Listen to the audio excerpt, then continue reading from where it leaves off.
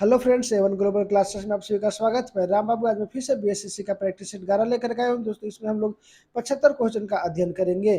दोस्तों अगर हमारे यूट्यूब चैनल को अभी तक आपने सब्सक्राइब नहीं किया तो जल्दी से जल्दी सब्सक्राइब कर लीजिए। दोस्तों हमारे टेलीग्राम चैनल पर 150 प्रश्नों का पीडीएफ आपको मिल जाएगा। दोस्तों चलिए बिना देरी किए शुरू करते हैं आज का पहला सवाल। आज का पहला सवाल है, भारतीय संविधान में समवर्ती सूची की संकल्पना किस देश के संविधान से ली गई है? तो इसका सही उत्तर हो जाएगा ऑस्ट्रेलिया से ली गई है। अगला सवाल है, किस वर्ष ब्रिटिश संसद ने यह एक्ट पारित किया कि ईस्ट इंडिया कंपनी की शक्ति अब ब्रिटिश शासक को हस्तांतरित की जा रही है? तो इसका सही उत्तर हो जाएगा 1858 ईस्वी को। अगला सवाल है, एशिया का पहला डॉल्फिन शोध संस्थान किस शहर में स्थापित किया गया? तो इसका सही उत्तर हो जाएगा दोस्तों पटना में किया गया है। अगला सवाल है कि आधुनिक भारत का अग्रदूत किसे माना जाता है? तो इसका सही उत्तर हो जाएगा दोस्तों राजा राम मोहन राय को आधुनिक भारत का अग्रदूत माना जाता है। उन्होंने 20 अगस्त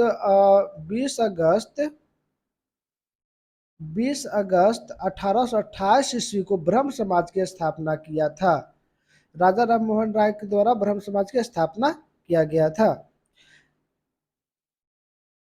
अगला सवाल है दोस्तों कि प्रार्थना समाज की स्थापना किसने महत्वपूर्ण भूमिका अदा की?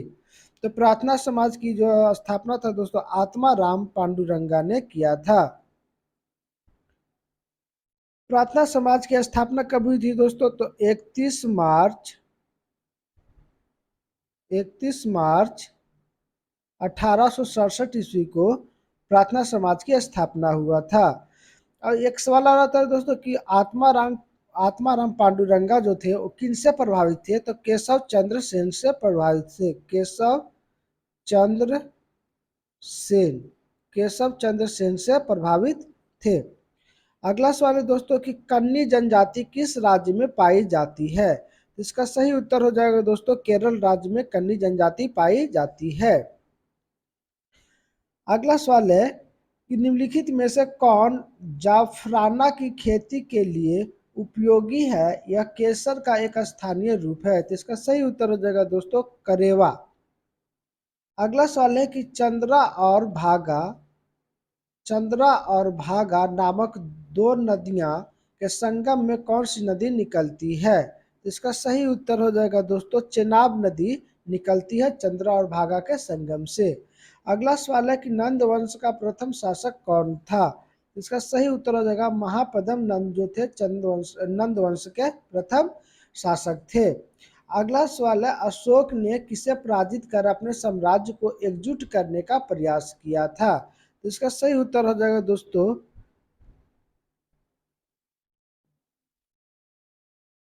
धर्म को। अशोक ने प्रचारित धर्म जो था अशोक द्वारा प्रचारित धर्म था और धर्म की स्थापना किए थे अशोक ने। अगला सवाल है दोस्तों, किस वर्ष तात्या टोपे की हत्या कर दी गई? इसका सही उत्तर हो जाएगा दोस्तों तात्या टोपे की हत्या जो था दोस्तों 1859 ईस्वी को की गई थी। दोस्तों तात्या तोपे का नाम क्या था, वास्तविक नाम क्या था? तात्या तोपे का वास्तविक नाम था रामचंद्र पांडुरंगा टोपे। तात्या टोपे का वास्तविक नाम था रामचंद्र पांडुरंगा टोपे। अगला सवाल है दोस्तों, निम्नलिखित में से किस स्थल का पता 1921 ईस्वी में रावी नदी के तट पर स्थित मोंटोगोमरी जिले की खुदाई के दौरान चला? तो इसका सही उत्तर हो जाए दोस्तों हड़प्पा का पता चला था 1921 ईस्वी में। किसने किया था? तो दयाराम साहनी ने किया था। दयाराम साहनी ने किया था। अगला सवाल है कि पहाड़ी चोटी सैडल कहाँ स्थित है? इसका सही उत्तर हो जाएगा दोस्तों अंडमान निकोबार द्वीप समूह में पहाड़ी चोटी जो सैडल है वो स्थित है। अगला सवाल है कि वैश्विक ऊर्जा की आवश्यकता को पूरा करने हेतु किस सोलर ऊर्जा संगठन की स्थापना की गई? तो इसका सही उत्तर हो जाएगा दोस्तों अंतर्राष्ट्रीय सौर संगठन की स्थापना की गई है। अगला सवाल है कि राष्ट्रपति चुनाव में एपीजे अब्दुल कलाम ने किसे पराजित किया था? तो इसका सही उत्तर हो जाएगा दोस्तों बी, लक्ष्मी सहगल को पराजित किया था। डॉक्टर एपीजे अब्दुल कलाम 11वें राष्ट्रपति के लिए मनोनीत हुए थे और ये 2002 में डॉक्टर एपीजे अब्दुल कलाम राष्ट्रपति बने। कुल कितना मत लाए थे? तो 9,22,884 मत लाए थे। अगला सवाल है दोस्तों कि देश में छोटे किसानों को परिभाषित किया गया वे किसान जिनके पास जोत क्षेत्र होते हैं। तो इसका सही उत्तर हो जाएगा 1 से 2 हेक्टेयर के बीच में जिसके पास खेत होता है उसे छोटे किसान के अंतर्गत रखा गया है। अगला सवाल है दोस्तों कि भारतनाट्यम में निम्न में से किस यंत्र का इस्तेमाल किया जाता है? तो इसका सही उत्तर हो जाएगा मृदंग का इस्तेमाल किया जाता है। भारतनाट्यम जो है कर्नाटक का प्रसिद्ध नृत्य है। अगला सवाल है दोस्तों कि 1854 से 1856 ईस्वी में क्रीमियन युद्ध किनके बीच लड़ा गया? तो इसका सही उत्तर हो जाएगा रूस और तुर्की के बीच में क्रीमियन युद्ध की लड़ाई हुई थी और कब हुई थी? तो 1854 से 1856 के बीच में हुई थी। अगला सवाल है दोस्तों कि लास्ट सपर एक प्रसिद्ध रिनेसांस चित्रकारी किसकी श्रेष्ठ कृति है? तो लियोनार्डो द विंची की प्रसिद्ध चित्रकारी है लास्ट सपर। इसका और भी प्रसिद्ध चित्रकारी है Mona Lisa, Last Supper, Lady with the Ermine. इनका प्रमुख चित्रकारी कृतियां हैं। अगला सवाल है दोस्तों एक सवाल यहाँ साफ पूछा जाता है दोस्तों कि लियोनार्डो दा विंची को किस नाम से उनकी नाम की कौन सी उपाधि दी गई थी? तो यूनिवर्सल मैन की उपाधि मिला था यूनिवर्सल मैन की उपाधि मिला था लियोनार्डो दा विंची का। अगला सवाल है दोस्तों कि वराहमिहिर थे। तो इसका सही उत्तर हो जाएगा वराहमिहिर एक प्राचीन खगोलविद थे। अगला सवाल है दोस्तों कि स्वयं अपने से बात करने वाले को कहा जाता है? तो स्वभाषी कहा जाता है। जो खुद से बात करता है उसे क्या कहते हैं? तो स्वभाषी कहते हैं। अगला सवाल है कि ब्रिभंस घाटी बनती है। तो ब्रिभंस घाटी दो भ्रंशाओं के बीच बनती है। अगला सवाल है कि अफ्रीका में अस्वान डैम इस द्वारा बनाई गई झील है। इसका सही उत्तर हो जाएगा दोस्तों नासेर झील बनता है अस्वान डैम के द्वारा। अगला सवाल दोस्तों कि निम्नलिखित में से संयुक्त सप्लाई का एक उदाहरण कौन सा है? तो इसका सही उत्तर हो जाएगा स्याही और फाउंटेन पेन है। अगला सवाल है कि बिंदुसार के शासन के दौरान अशांति कहाँ थी? इसका सही उत्तर हो जाएगा तक्षशिला में बिंदुसार के शासनकाल में अशांति का माहौल था। अगला सवाल है कि भारत का दार्शनिक मुद्रा प्रणाली किस वर्ष शुरू हुई थी? तो इसका सही उत्तर हो जाएगा 1957 ईस्वी में शुरू हुई थी। अगला सवाल है कि कंचनजंगा राष्ट्रीय पार्क स्थित है। इसका सही उत्तर हो जाएगा दोस्तों सिक्किम में स्थित है।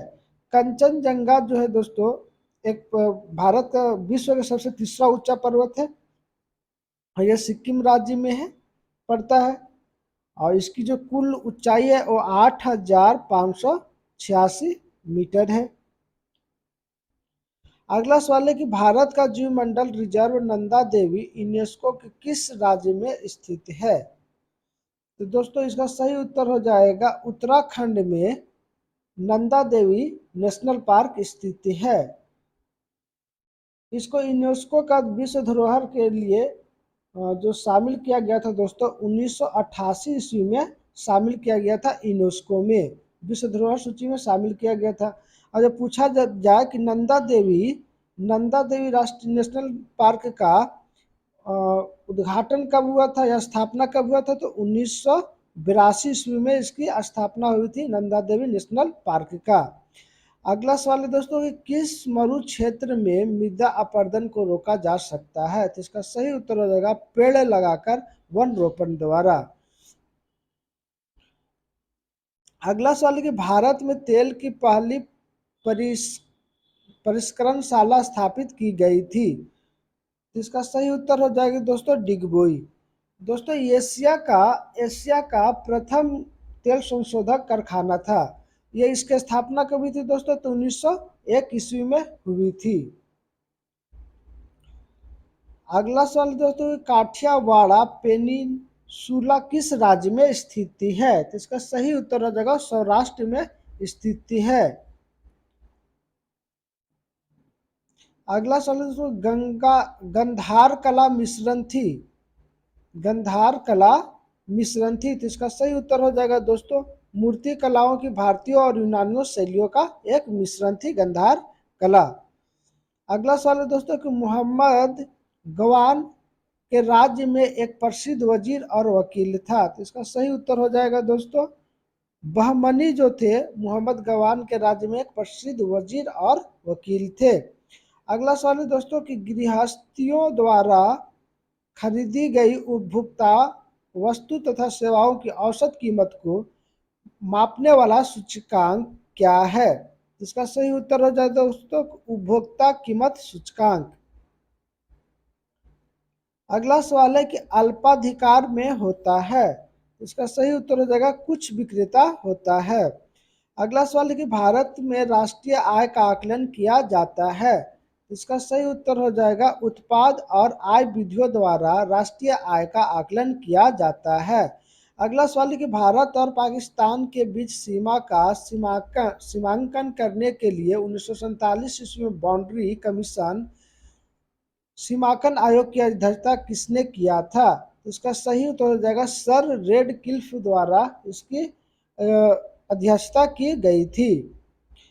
अगला सवाल है दोस्तों कि फासिज्म में विश्वास करते हैं।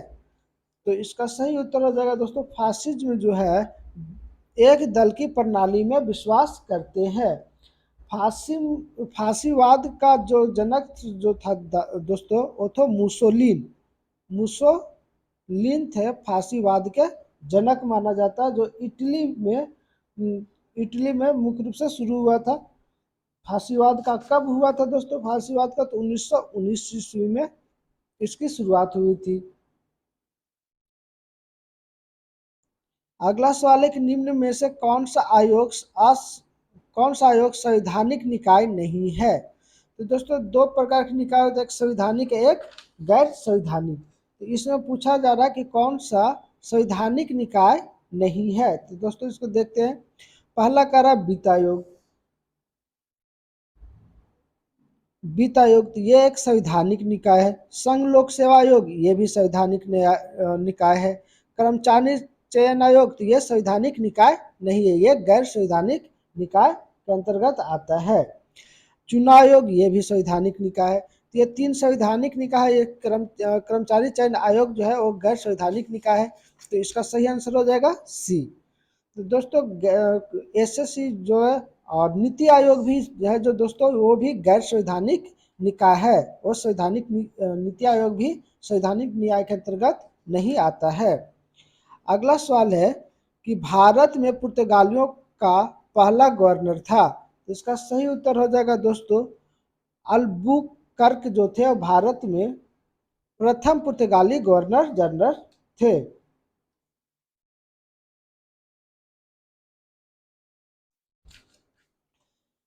अगला सवाल है दोस्तों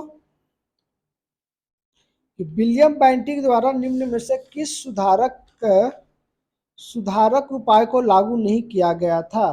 तो इसका सही उत्तर हो जाएगा दोस्तों दास्ता का अंत।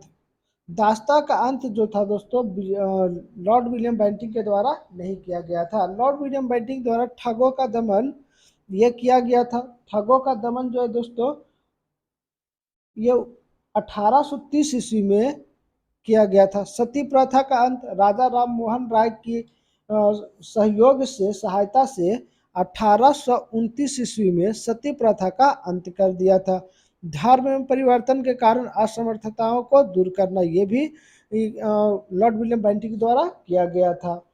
एक और जो था दोस्तों तो बहुत ही महत्वपूर्ण रखता है कि मैकाले आयोग की स्थापना भी इन्हीं के द्वारा किया गया था। मैकाले आयोग की सिफारिश पर अंग्रेजी भाषा को शिक्षा का माध्यम का बताया गया था। तो इस लॉर्ड विलियम बेंटिक के समय से यह सब हुआ था। अगला सवाल है दोस्तों कि अमेरिका के स्वतंत्रता युद्ध के दौरान ब्रिटेन के विरुद्ध लड़ने के लिए थॉमस पेन के किस काम के औपनिवेशी लोगों को प्रेरित किया था? तो इसका सही उत्तर हो जाएगा सामान्य बुद्धि को प्रेरित किया था। अगला सवाल है कि कौन सी वृक्ष जाति पर्णपाती वनस्पति के से संबंधित नहीं है? तो इसका सही उत्तर हो जाएगा साल। अगला सवाल है कि प्रच्छन्न बेरोजगारी का अर्थ है? इसका सही उत्तर हो जाएगा दोस्तों आवश्यकता से अधिक लोगों का कार्यरत होना। अगला सवाल है कि अवमूलन का अर्थ है? तो इसका सही उत्तर हो जाएगा दोस्तों मुद्रा के बाह्य मूल्य में कमी होना अवमूलन का अर्थ होता है। अगला सवाल है कि परामर्शदायी अधिकार क्षेत्र के अंतर्गत उच्चतम न्यायालय किसी विधि के प्रश्न या जनता के लिए विशेष महत्व के तथ्य पर परामर्श देता है जो उसे भेजा जाए? तो इसका सही उत्तर हो जाएगा दोस्तों राष्ट्रपति द्वारा। हमारे भारत के राष्ट्रपति जो दोस्तों यह अधिकार है राष्ट्रपति को कि वह सार्वजनिक महत्व के विवादों पर उच्चतम न्यायालय का परामर्श मांग सकता है। तो ये उच्चतम न्यायालय के जो परामर्श राष्ट्रपति मांगते हैं किस अनुच्छेद के तहत मांगते हैं? तो अनुच्छेद 143 के तहत परामर्श मांग सकते हैं राष्ट्रपति उच्चतम न्यायालय से। भारत का उच्चतम न्यायालय जो होता है दोस्तों नागरिकों के मौलिक अधिकार का भी रक्षक होता है। मौलिक अधिकार का रक्षक कौन करता है? तो भारत का उच्चतम न्यायालय करता है। अगला सवाल है कि धन विधेयक पारित करने के लिए राज्यसभा कितने दिनों का समय दिया जाता है? तो 14 दिनों का समय राज्यसभा को दिया जाता है धन विधेयक को पारित करने के लिए। अगला सवाल है दोस्तों कि राष्ट्रपति चुनाव के लिए निर्वाचन मंडल के में होते हैं? तो इसका सही उत्तर हो जाएगा संसद के दोनों सदनों और विधान सभाओं के निर्वाचित सदस्य होते हैं। राष्ट्रपति का चुनाव किस अनुच्छेद के अंतर्गत है दोस्तों? तो अनुच्छेद 54 के अंतर्गत यह विधान है।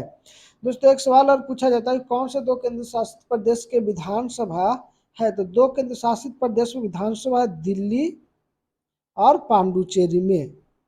पुदुचेरी जिसका भी नाम पुदुचेरी में दो विधानसभाएं हैं जो उसमें भी सदस्यता मिली है कि ये भी राष्ट्रपति के चुनाव में अब शामिल होंगे। अगला सवाल है दोस्तों कि निम्न में से कौन सी रबी फसल नहीं है? तो इसका सही उत्तर हो जाएगा चावल जो है रबी फसल नहीं है। चावल एक खरीफ फसल के अंतर्गत है। चावल कौन सी फसल के अंतर्गत आता है दोस्तों? तो खरीफ फसल के अंतर्गत आता है। बाकी राई सरसों गेहूं चना ये सब क्या रबी फसल है। अगला सवाल है दोस्तों कोलकाता और दिल्ली के बीच राजमार्ग के द्वारा जुड़े हुए हैं? तो कोलकाता और दिल्ली जो NH2 के द्वारा जुड़ी हुई है नेशनल हाईवे 2 के द्वारा जिसे ग्रैंड ट्रक रोड भी कहा जाता है short form GT road. Grand truck road या GT रोड कहा जाता है। अगला सवाल है दोस्तों स्तंभ तना होता है प्रायः इसका सही उत्तर होता है धनात्मक प्रकाश निवर्ती होती है। अगला सवाल है कि शब्द इंसुलेशन आपतन का अर्थ होता है इसका सही आंसर हो जाएगा आने वाली सौर विकिरण। अगला सवाल है कि टेरासोर्सा एक लैटिन शब्द है जिसका अर्थ है इसका सही जवाब हो जाएगा लाल भूभाग क्षेत्र। अगला सवाल है कि प्रकाश संश्लेषण में पौधों कौन सी गैस अवशोषण करती है? तो इसका सही उत्तर हो जाएगा कार्बन डाइऑक्साइड गैस की अवशोषण करती है। अगला सवाल है सुपरसोनिक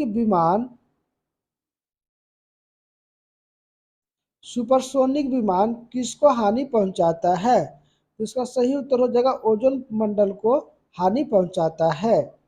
अगला सवाल है कि एक पहाड़ी पर चढ़ते हुए वाहन का ड्राइवर गियर का अनुपात रखता है तो इसका सही उत्तर हो जाएगा 1 के बराबर या उससे अधिक। अगला सवाल है कि तारों को जोड़ने की प्रक्रिया कहलाती है तो इसका सही उत्तर हो जाएगा दोस्तों श्रृंखला बंधन कहलाती है। अगला सवाल है, कंप्यूटर में गणनाएं करने के लिए कौन सा अवयव मुख्यतः उत्तरदायी होता है? तो इसका सही उत्तर हो जाएगा अरिथमेटिक लॉजिकल यूनिट कहलाता है। अगला सवाल है कि एसीबी जो लघु पठन के मामले में विद्युत की पूर्ति को काट देता है काम करता है। तो इसका सही उत्तर हो जाएगा दोस्तों धारा के अचुंबकीय प्रभाव पर काम करता है। अगला सवाल है दोस्तों कि खाद्य पदार्थों में लोहा की कमी के कारण कौन सी बीमारी होती है? तो इसका सही उत्तर हो जाएगा लोहा की कमी से एनीमिया बीमारी होती है। अगला सवाल है कि निम्नलिखित में कौन चुंबकीय तत्व नहीं है? इसका सही उत्तर हो जाएगा लकड़ी जो है चुंबकीय तत्व नहीं है। अगला सवाल है कि सहसंयोजन अणु का एक उदाहरण है। तो इसका सही उत्तर हो जाएगा कार्बन टेट्राक्लोराइड एक सहसंयोजन अणु का उदाहरण है। अगला सवाल है किसी फूल के सबसे आंतरिक भाग को कहा जाता है? तो इसका सही उत्तर हो जाएगा पिस्टिल कहा जाता है। अगला सवाल है कि निम्नलिखित में से किसने जीवों को 5 जगत में वर्गीकृत किया गया है? 5 किंगडम ने किसने वर्गीकृत किया था दोस्तों? तो इसका सही उत्तर हो जाएगा व्हिटकर द्वारा 5 जगत 5 किंगडम में किया गया था। वो 5 जगत कौन कौन था दोस्तों? तो मोनेरा, प्रोटिस्टा,